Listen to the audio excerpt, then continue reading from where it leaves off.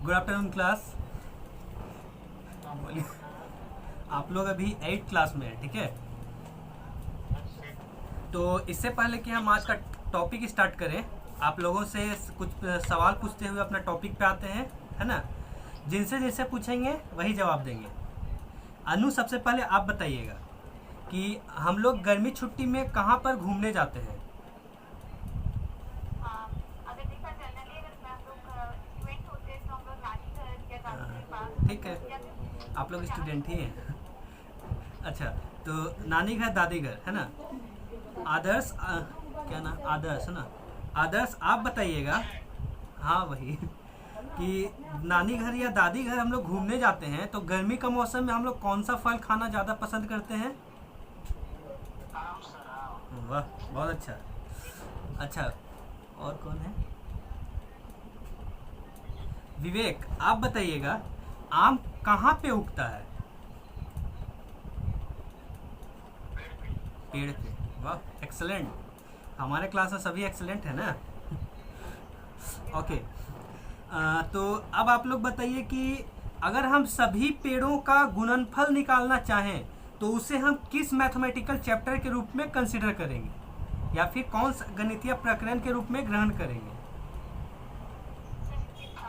कोई भी जवाब दे सकते हैं। हाँ, कोई भी। एक्सपोनेंट। हाँ, एक्सपोनेंट, बहुत अच्छा है ना? इसे हम एक्सपोनेंट के रूप में कैरी करेंगे। तो आज हम पढ़ेंगे एक्सपोनेंट, सही है? तो अब हम एक्सपोनेंट को स्टार्ट करते हैं। तो इससे पहले कि हम एक्सपोनेंट को के बारे में बताएं, हम आप सभी के सामने बता दें कि एक्सपोनेंट को आखिर हम पढ़ें क्यों।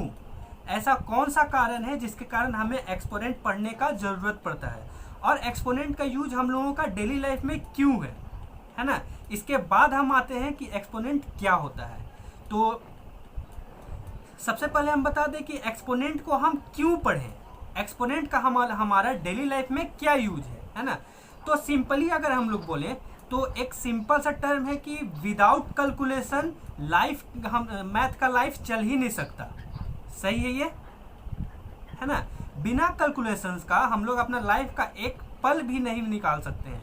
तो उसी कैलकुलेशन में अगर कुछ फार्मूला हमारा कैलकुलेशन को आसान कर दे, है ना, तो उसी फार्मूला का अरेंजमेंट हमारे लिए एक्सपोनेंट होगा। ठीक है? तो सिंपली हम बोल सकते हैं कि एक्सपोनेंट जो है मैथ का आत्मा है। बिना एक्सपोनेंट का मैथ का कैलकुलेशन पार्ट हो ही नहीं सकता। अब हम आते हैं एक्सपोनेंट क्या होता है, ठीक है?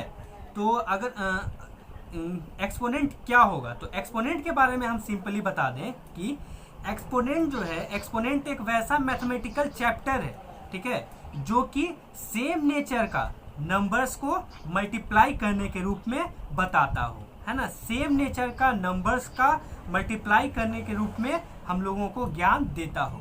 अब यहाँ पे सेम नेचर का नंबर के बारे में हम बाद में आते हैं, है ना? सबसे पहले हम लोग यहाँ पे कुछ एग्जांपल्स के थ्रू कैरी करते हैं। ये क्या है? पोटैटो, आलू, है ना? तो इस आलू को हम क्या मानते हैं? एक नंबर मान लेते हैं 2, ठीक है ना? ये क्या है? आलू नहीं है, ये क्या है? 2 है, ठीक है? ये भी क्या हो गया? 2 हो गया ना? 2 इंटू 2 कितना हुआ? अक्षय आप बताइए। 4, है ना? 2 इंटू 2 कितना हुआ? 4। तो 4 को हम एक्सपोनेंट का के टर्म में कैसे लिख सकते हैं? 2 टू द पावर 2 लिख सकते हैं। सही है?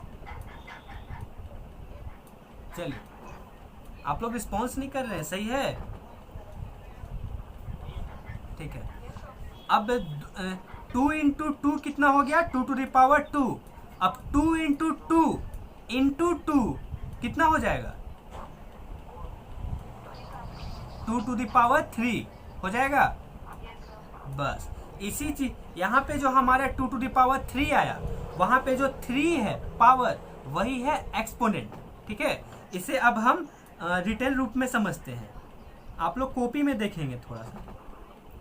यहाँ पे सबसे पहले हमारा क्या है? 2 इंटू 2 है ना?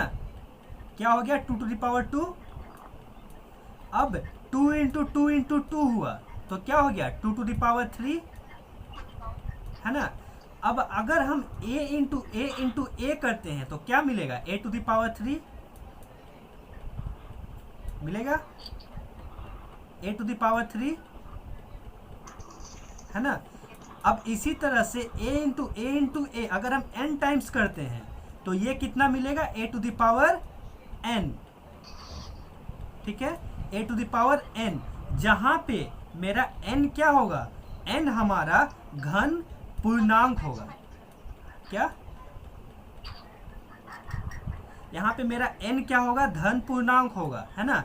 और a क्या होगा, कोई भी नंबर होगा, है ना, ये नंबर कोई भी हो सकता है, ठीक है।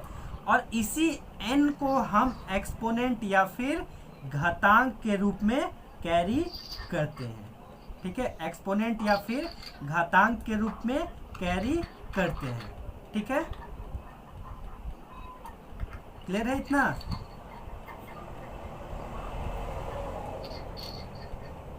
हेलो हेलो, क्लियर है?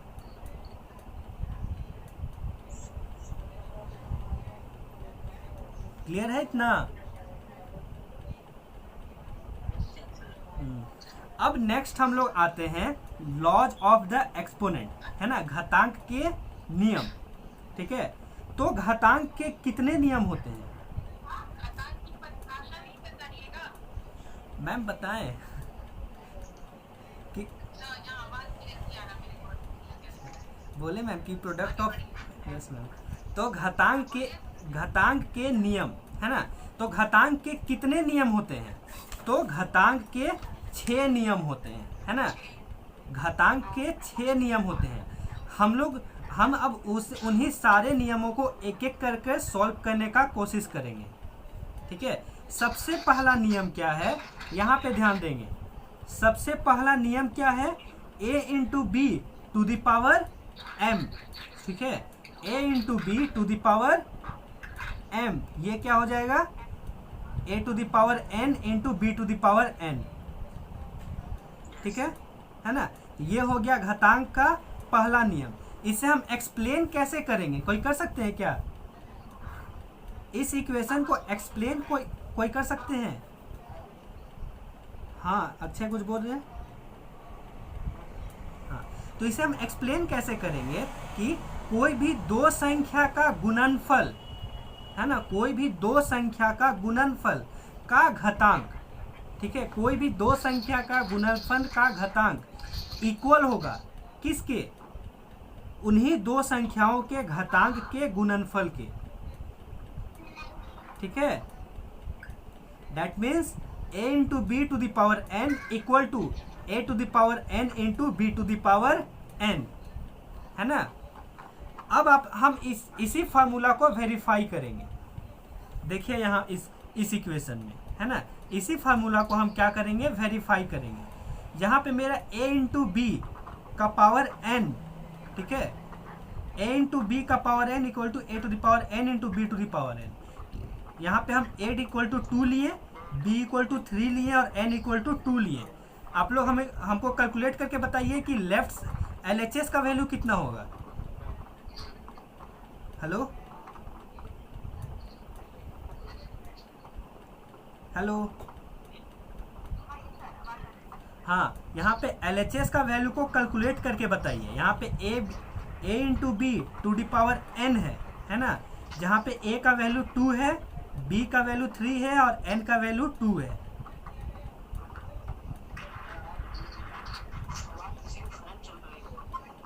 अच्छा, एक सेकंड, पंखा बंद कर देते हैं, एक सेकंड रुकिएगा।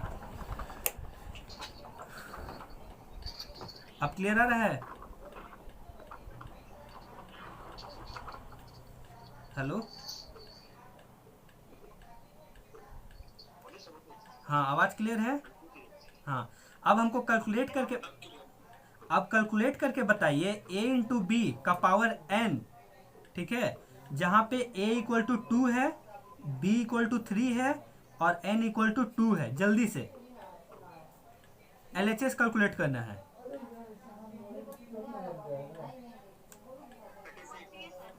हाँ सही है 36। अब RHS कैलकुलेट करके बताइए। 36। RHS कितना आएगा, कैलकुलेट कीजिए। a to the power n into B to the power n, जहाँ पे a इक्वल टू 2 है, b इक्वल टू 3 है, n इक्वल टू 2 है। 36 है ना। दैट मीन्स कि मेरा ये फार्मूला क्या हो गया, सही हो गया। ठीक है, हाँ ठीक है। अब आते हैं हम लोग नेक्स्ट फार्मूला में, है ना। नेक्स्ट फार्मूला क्या है, a by B to the power n equal to a to the power n divided by b to the power n। ठीक है ना। ये फार्मूला क्लियर है, दिख रहा है। एक सेकेंड, क्लियर है अब, है ना। a by B to the power, pages पे ना ठीक से वो कैमरा तो सही ही है। अच्छा, हाँ अभी ठीक है। क्लियर नहीं आ रहा है। अच्छा सुन लीजिए, तो आवाज़ सुन लीजिए, है ना। नेक्स्ट रूल क्या है, a divided by b to the power n equal to a to the power n divided by b to the power n। ठीक है, ठीक है ये। हेलो, आवाज क्लियर सुनाई दिया है ना। तो a by B to the power n equal to a to the power n divided by b to the power n। अब इसको हम एक्सप्लेन कैसे कर सकते हैं, तो इसको हम एक्सप्लेन कर सकते हैं कि कोई भी दो नंबर का रेशियो, है ना, कोई भी दो नंबर का रेशियो का पावर, है ना, वो इक्वल होगा वो दोनों नंबर के पावर के रेशियो के। दैट मीन्स क्या, a divided by b whole power n equal to a to the power n divided by b to the power n। ठीक है, अब इसे भी हम वेरीफाई करने का कोशिश करेंगे, तो इसे भी आप लोग वेरीफाई करें। फॉर्मूला लिखिए a बाई बी, आवाज आ रहा है क्लियर।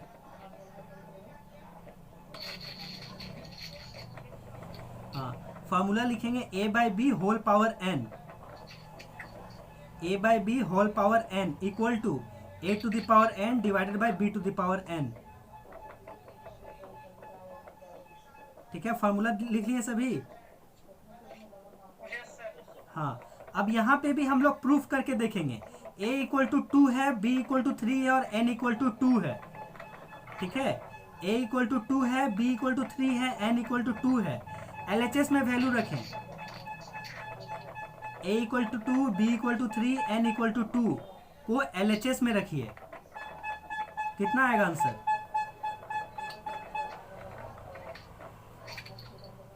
हाँ 4/9।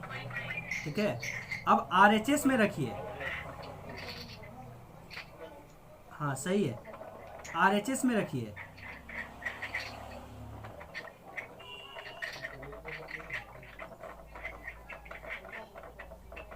RHS में रखें सभी।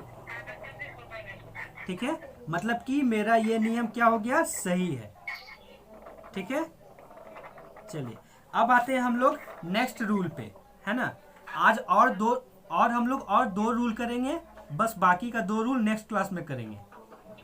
ठीक है, तो नेक्स्ट रूल हमारा क्या है, a by A to the power n divided by a to the power m equal to a to the power n minus m।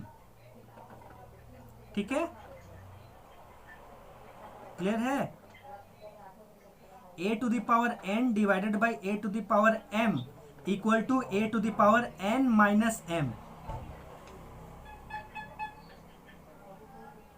ठीक है, हाँ, अब इसको भी हम लोग वेरीफाई करने की कोशिश करेंगे। ठीक है, अब a to the power n divided by a to the power m है ना। इसमें भी अब a equal to 2, m equal to 3 और n इक्वल टू 4 रखिए। ठीक है, हेलो, हाँ, अब रखिए ये value A to the power M divided by A to the power N, है ना, यहाँ पे ये वैल्यू रखिए, कितना आएगा, यस सर। इसको सॉल्व करके बताइए। 2, ठीक है, टू सर, टू। सही है ना। अब RHS में करें, A to the power N minus, हाँ RHS, A to the power N minus M, A to the power N minus M, उसमें भी सेम वैल्यू रखिए, 2 ही होगा, सभी का 2 आया, हाँ सभी का 2 आया, ठीक है, ठीक है ना। डैट मीन्स क्या कि मेरा ये रूल, ये नियम भी सही है, ठीक है। हाँ, तो अब हम अभी एक और देख लेते हैं। नेक्स्ट रूल हमारा क्या है, A to the power M into A to the power N equal to A to the power M plus N, ठीक है। यहाँ पे क्या था, ये डिवाइड था, डिवाइड था तो क्या हो गया, माइनस हुआ पावर में, ठीक है ना, डिवाइड था तो क्या हो गया, पावर माइनस, अगर मल्टीप्लाई, हाँ अगर मल्टीप्लाई होगा तो पावर क्या होगा, हाँ अगर यहाँ पे मल्टीप्लाई, अगर मल्टीप्लाई करेंगे ए टू द पावर एन और ए टू द पावर एम को, तो पावर क्या हो जाएगा, ऐड हो जाएगा, है ना। हाँ, बस यही चीज को हम लोगों को दिमाग में रखना है, ठीक है। अब इसको भी हम लोग वेरीफाई करने का कोशिश करेंगे। वैल्यू रखिए, A equal to 2, M equal to 2 और एन इक्वल टू 4, ठीक है। A equal to 2, M equal to 2 और, hello, A equal to 2, M equal to 3 और एन इक्वल टू 4, ठीक है। ये वैल्यू रखें, A equal to 2, M equal to 3, N equal to 4, हाँ एन इक्वल टू 4, ठीक है। अब यहाँ पे मेरा A to the power N into A to the power M है, ठीक है। A to the power N equal to A to the power N है ना, which is equal to A to the power M plus N, ठीक है। अब इसको calculate करके बताइए, हाँ इसको कैलकुलेट करके बताइए, क्यों, सही है, हाँ ठीक है। RHS भी कैलकुलेट कर लीजिए, ठीक है, मतलब कि मेरा ये रूल भी सही है, ठीक है, ठीक है, बहुत अच्छा, सही है।